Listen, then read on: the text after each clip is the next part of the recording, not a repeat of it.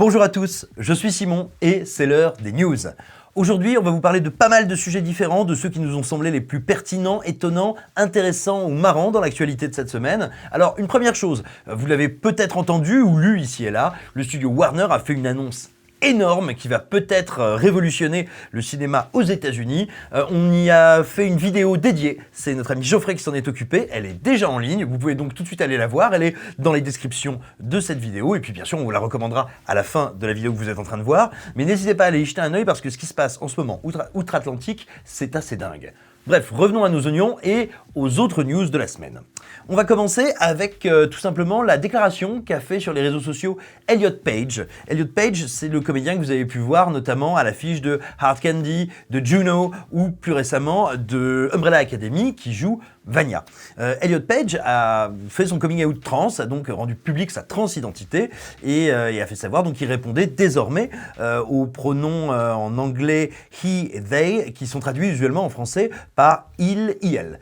Alors, on n'a pas pour habitude à écran large de commenter la vie privée, quand bien même elle est assumée publiquement des artistes, que ce soit des réalisateurs, des actrices, des acteurs, tout simplement parce que c'est pas un des thèmes d'écran large, mais là moi il y a deux choses qui font que je trouvais ça intéressant de l'évoquer. La première c'est que, enfin trois choses en fait même, je suis toujours aussi bon en maths. Non, la première chose c'est que j'ai le sentiment que cette déclaration a plutôt provoqué de la bienveillance en ligne, ce à quoi je m'attendais pas, je craignais à ce qu'il y ait pas mal de réactions un peu violentes, je trouve ça plutôt cool, déjà, premièrement, voilà, c'est un commentaire extrêmement intéressant de Simon Rio qui vous dit qu'il a trouvé quelque chose cool. Mais voilà, il y a eu beaucoup de bienveillance à l'endroit d'Elliot Page et ça me fait assez plaisir. À côté de ça, ça pose une véritable question d'un point de vue tant artistique, éditorial, mais presque de communication sur ce que va désormais faire Netflix, parce que Variety l'a d'abord annoncé, et puis ensuite via les réseaux sociaux, la plateforme de SVOD l'a confirmé. Elliot Page reste bien sûr à l'affiche de Umbrella Academy. Donc maintenant, va se poser la question de comment son personnage va être géré. Est-ce qu'il n'y aura aucun changement? Vanya va demeurer Vanya. Est-ce qu'ils vont vouloir la réécrire un petit peu? Est-ce qu'ils vont vouloir intégrer la transidentité du comédien à son personnage de fiction? Est-ce qu'ils vont faire le pire truc, à savoir confirmer officiellement qu'elle reste à l'affiche et faire mourir le personnage au bout de 2 épisodes? On ne sait pas. Mais il y a un vrai défi, il y a un strict défi narratif, tout simplement, parce que c'est toujours très compliqué d'assumer l'existence plutôt pas l'existence, mais le prolongement d'une fiction quand le réel vient interagir avec. Et Netflix n'a pas toujours été d'une grande habileté. Je ne sais pas si vous vous rappelez de House of Cards, quand Netflix a dû gérer d'un point de vue narratif l'éviction de Kevin Spacey. Ça a quand même été une débâcle artistique totale. Donc voilà, non seulement j'espère que la série arrivera à traiter tout ça de manière, j'ai envie de dire, intelligente et digne et respectueuse de la situation qui est celle d'Elliot Page, mais je suis aussi très curieux de voir comment le public va réagir. Bref, je trouve que c'est un dossier qui va être, mine de rien, assez intéressant à suivre parce que quasiment inédit. Donc tout simplement, tout ce qui est neuf, pour nous qui essayons de partager un peu avec vous l'actualité du ciné et des séries, forcément, ça nous intéresse. Et enfin, si ce sujet vous ennuie profondément, voire vous agace, vous hérisse et vous pose plein de problèmes, moi je suis pas là pour vous dire ce qui est bien ou ce qui est mal, ce que vous devriez ou ce que vous ne devriez pas penser. En revanche, j'ai peut-être un petit conseil, c'est d'aller sur le site de Arte TV et de regarder en replay un documentaire absolument passionnant et aussi plutôt bouleversant, je crois, qui s'appelle Petite fille de Sébastien Lifshitz. Je vous en dis pas plus, sinon que vraiment, c'est une œuvre qui est passionnante. Je vais pas vous sortir les adjectifs habituels sur tous ces sujets-là, genre c'est une œuvre importante, c'est un témoignage nécessaire. Non, véritablement, c'est un des documentaires les plus intelligents, les plus artistiquement accomplis que j'ai vus, et vraiment, humainement, des plus bouleversants. Sébastien Lifshitz, c'est lui qui avait fait notamment 2 autres docs, Les Invisibles, qu'on vous recommande, qui avait été multiprimé, qui est brillant, et Adolescente, qui était sorti cette année en salle, qui était déjà un des meilleurs films français de l'année. Bref, voilà pour ce sujet.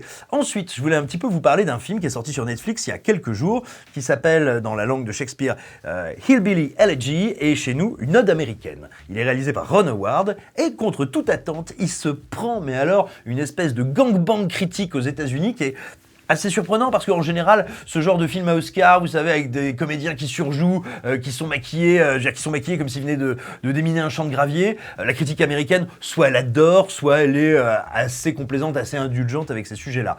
D'ailleurs, en France, la critique a été plutôt positive. On est quelques-uns à trouver que le film est nul, essentiellement parce qu'il est nul, mais voilà, moi je m'attendais pas, et je pense que pas beaucoup de monde s'attendait à ce que le film se fasse comme ça, déboîté par la presse anglo-saxonne, notamment américaine, mais au-delà de simplement signaler l'espèce de volet de bois vert que le film s'est pris, il y a un truc qui est très intéressant, c'est qu'il y a plusieurs médias américains qui n'ont pas peur de demander, de dire ce film ne doit pas avoir d'Oscar. Et là c'est étonnant, parce que idéologiquement, si vous voulez, c'est plutôt un film, on dirait, de liberals aux États-Unis, de bourgeois libéraux de gauche, en gros, qui, ou même ultra-libéraux, considèrent que les pauvres sont pauvres parce qu'ils ont agi de manière à devenir pauvres et ils sont responsables de leurs conditions, et que ceux qui parviennent à s'en extraire sont méritants, et que le mérite est bien sûr individuel et en la capacité à s'élever au-dessus de ces conditions. Et bon, concrètement, ça c'est pas des principes qui, on va dire, contreviennent ni aux grands mythes américains, ni du tout à la mentalité de l'essentiel de la critique américaine.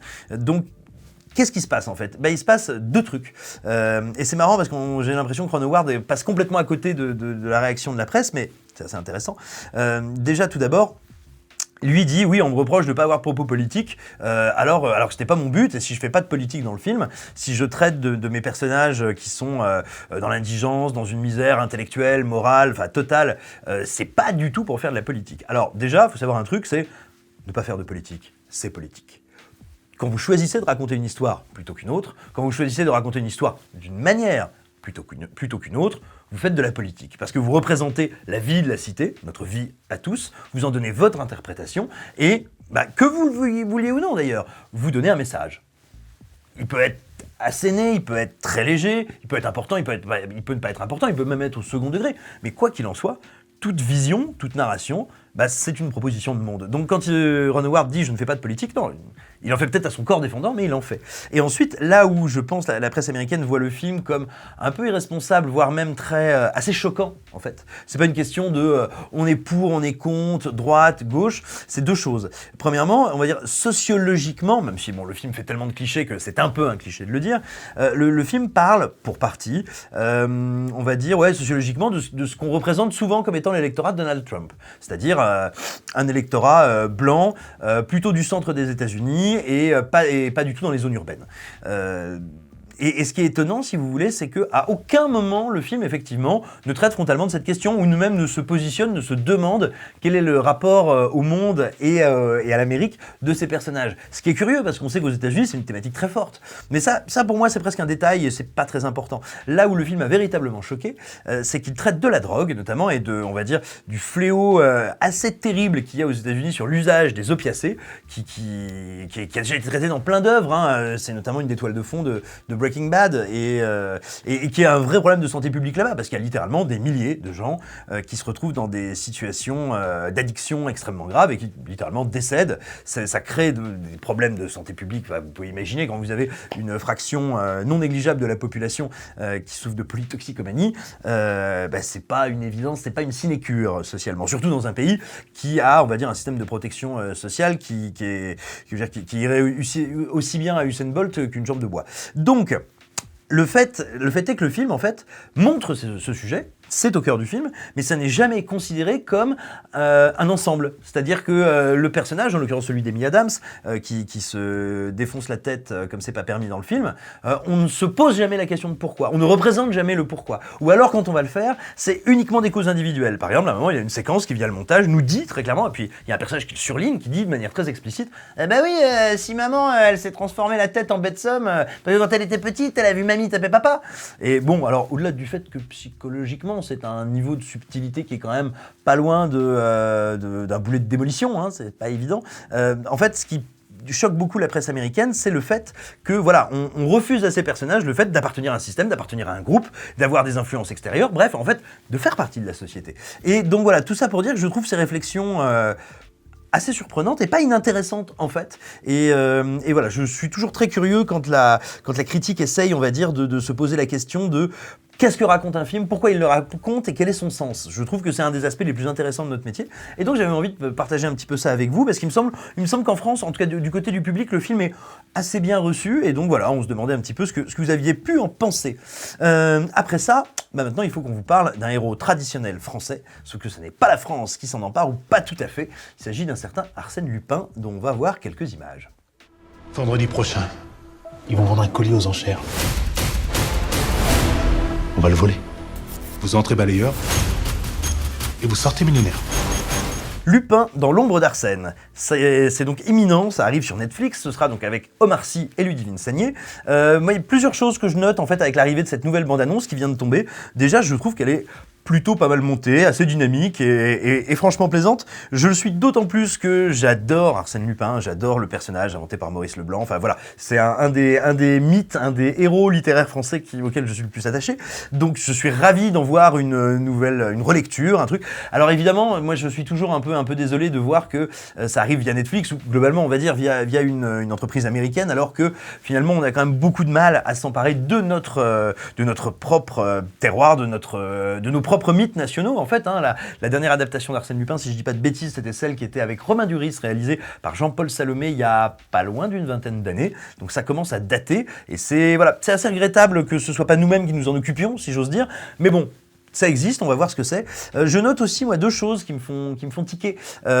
Si vous regardez la bande-annonce en entier, vous verrez que la bande-annonce passe littéralement 30 secondes, ce qui est énorme dans un trailer, à bien établir que non, Arsène Lupin n'est pas joué par Omar Sy. Omar Sy est un cambrioleur qui s'inspire du personnage d'Arsène Lupin et de la légende. Et en fait, bon, très concrètement, on sent que c'est fait spécifiquement pour ne pas agacer les fragiles de l'identité qui sont en train de se dire genre mon héros blanc est devenu noir, il est vraiment pas bien, oh là là, c'est une trahison à mon identité. Bref, et on sent voilà que Netflix ne veut surtout pas trop les agacer, en tout cas ne pas s'aliéner ce public-là, on va dire le public des défenseurs du temple. Moi j'aimerais dire pour ma part que je suis toujours un peu triste quand j'entends dire que c'est scandaleux de transformer le sexe, le genre, l'ethnie, ce que vous voulez d'un héros. Enfin alors après attention, c'est comme tout, ça peut être mal fait, ça peut être fait pour des raisons débiles, de manière débile. Quand c'est le cas, bah c'est débile, voilà, tout simplement. Mais ça c'est pas lié au procédé lui-même, intrinsèquement. Mais en gros, si vous voulez, quand bien même la série aurait décidé que le personnage de Marcy était Arsène Lupin, mais ça n'abîme pas Arsène Lupin en fait. Arsène Lupin, c'est toujours ce putain de cambrioleur de génie inventé par le blanc, et ça bougera pas en fait. C'est ça, Arsène Lupin. Ça n'en sera jamais qu'un écho lointain, qu'une réinterprétation, qu'un rêve. Enfin voilà, je veux dire, on n'écrase pas un mythe littéraire. C'est pas vrai. Ça n'arrive pas. Donc en fait, voilà, je trouve toujours ça un peu dommage de se braquer, de refuser l'idée qu'on revisite un personnage au nom de ses supposées origines. Et on va être très franc, je suis pas certain que tous ceux qui s'agacent actuellement sur les réseaux sociaux et qui s'indignent de manière très bruyante du fait qu'Omar Sy interprète Arsène Lupin, je sais pas pourquoi. Je suis pas sûr qu'ils aient tous lu les romans d'Arsène Lupin. Bah du coup, c'est un truc qui serait une bonne idée, c'est d'aller lire les romans d'Arsène Lupin parce que c'est vraiment canon, ils sont absolument mortels, ils sont en général pas très longs, ils sont brillamment écrits et il y en a une tripotée, voilà, prenez votre pied. Arsène Lupin, c'est d'ailleurs vachement plus marrant que Sherlock Holmes, on va être un peu chauvin. Donc voilà, plutôt que de crier sur Omar Sy, allez donc lire les bouquins qui eux ne changeront jamais. Ensuite, pour terminer, je voulais finir avec un petit hommage à un artiste qui nous a quittés il y a quelques jours déjà. Ça fait quelques jours que Philippe Clair est mort. Qui était Philippe Clair ? Philippe Clair, c'était un metteur en scène à part dans le cinéma français. On pourrait dire, c'est l'empereur total et ultime du nanar. Mais pas n'importe quel nanar, des nanars qui ont parfois eu un succès énorme. C'est un type qui a fait des millions d'entrées et avec des trucs mais invraisemblables. Et puis, si vous voulez, rien que les titres, ils sont complètement fous. Plus beau que tu moi, tu meurs. Sa suite, Si tu vas à Rio, tu meurs. Il y en a un des deux qui est un des films préférés de Zidane, je crois. Il y avait également Le Führer en folie. Le Führer en folie, mesdames et messieurs, grand moment du cinéma français, dont vous allez désormais découvrir un extrait qui nous montre ce qui se passe quand un certain dictateur allemand envahit la Pologne. Vous n'avez rien à déclarer ? Viens ! La guerre !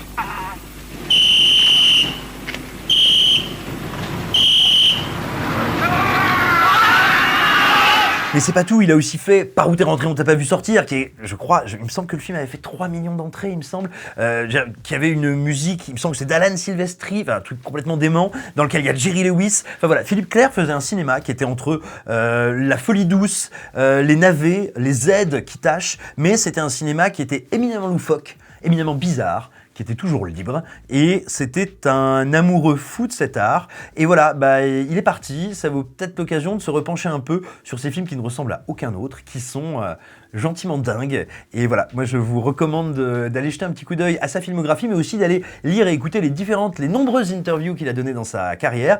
Elles sont toutes plus passionnantes les unes que les autres. Et voilà, c'est un artiste un peu à part qui nous a quittés, et il fallait qu'on en dise un mot. C'était les news de la semaine. N'hésitez pas à aller jeter à notre autre grosse vidéo de news sur Warner. Là, c'était les news un peu plus détentes, un peu sur d'autres thèmes, sur d'autres sujets. On espère qu'elles vous auront intéressé, qu'elles vous auront plu. N'hésitez pas à venir en discuter, en débattre dans les commentaires. Nous, on pense bien à vous. Prenez bien soin de vous. C'est le week-end. Il fait froid. La bise. Abonnez-vous et tapez sur cette putain de cloche. Gros bisous.